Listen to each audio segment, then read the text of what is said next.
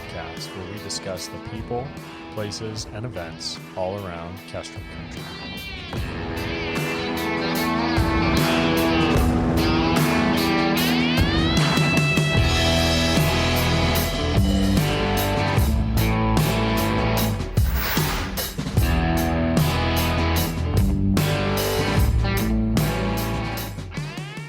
Welcome to the Kestrel Country podcast. We are very excited to be presenting a history series with Kayte Casebolt, who has been a longtime writer now for the Kestrel Post. And if you don't get the Kestrel Post yet, head over to movetomoscow.com and sign up to get our free newspaper. But Kayte is going to be presenting her past articles, which is a lot of history about our area. So looking forward to hearing what she has to say. Yes, Idaho's got potatoes, but we've also got 72 kinds of precious and semi-precious gemstones, earning us the title of the Gem State. Idaho may have fields and fields of potatoes, but given its diverse terrain, Idaho is also the home of towering mountain ranges with garnets, opal, jasper, topaz, turquoise, and more. Both the potatoes and gems of Idaho can be linked back to the volcanic activity. Volcanic activity makes for mineral-rich soil for potatoes, while also creating mountain veins for minerals to crystallize into dazzling gems. Idaho's title as the Gem State goes back even before we officially became a state. In fact, people used to believe that the name Idaho was derived from an Indian word, Idaho, meaning gem of the mountain. In reality, Idaho was just a made-up name that was first suggested for the Colorado Territory. It was falsely claimed to be an Indian word in order to increase its chances of being picked as a state name.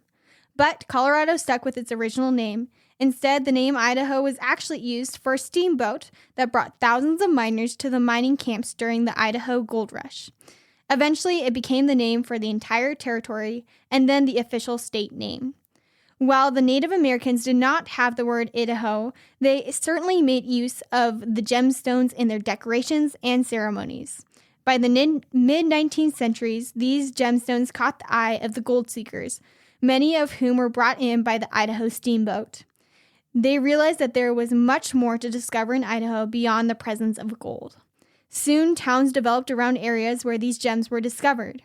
While some of these towns are still inhabited by Idahoans today, others dwindled in population till they became ghost towns. Several of these ghost towns are maintained by Idaho's Department of Parks and Recreation. They are great sites to visit if you want to look into the life of an Idaho miner. One such gemstone that gained popularity in the 19th century was the garnet, specifically the star garnet. This gem is a dodecahedron, 12-sided shape, ranging in color from a red to purple. The gem has inclusions that reflect the light and create 4 to 6 rays, forming a star. The first star garnet found in Idaho was stumbled upon accidentally. A logger named Ed Sexton, or Shorty as he was called, found it along the Emerald Creek in 1937. He claimed the plot of land as his own and named it Shorty's Diggings. Nearly 30 years later, he leased a portion of his land to the government so that the public could have digging access. Without the modern-day excavation technology, miners used chisels and small picking hammers to extract the gems out of the rock. The star garnet became the state gem in 1967. While garnets are fairly common, the star garnet in particular is an extremely rare gem and very specific to Idaho. The only other place to commercially produce star garnets is India. The most valuable Idaho gem ever found is known as the Star of Idaho, a 3,322 carat with an estimated value of over $1 million. Opal comes in second place for the largest contributor to Idaho gem material, catching the eye of deer hunters near the town of Spencer. This was another accidental find. The deer hunters were following a wounded deer when they happened upon the opal. This explains the nickname of the Lost Deer Hunter's Mine, but now you're more likely to hear it referred to as the Opal Capital of America. Opals from this mine were donated to the Smithsonian Museum of Natural History. Today, the Emerald Creek Star Garnet area and the Spencer Opal mines are tourist attractions. Due to environmental concerns, you can no longer search for these gems along the streams, but at these tourist sites, even young miners in training can find gems by searching through the sluice boxes for an hour or two. Idaho's gems played an important role in the history of our state, as the mining opportunities are what brought so many settlers to Idaho in the first place.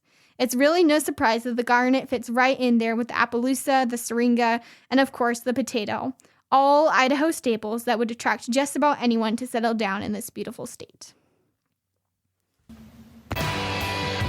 Thanks for joining us. Like, share, subscribe.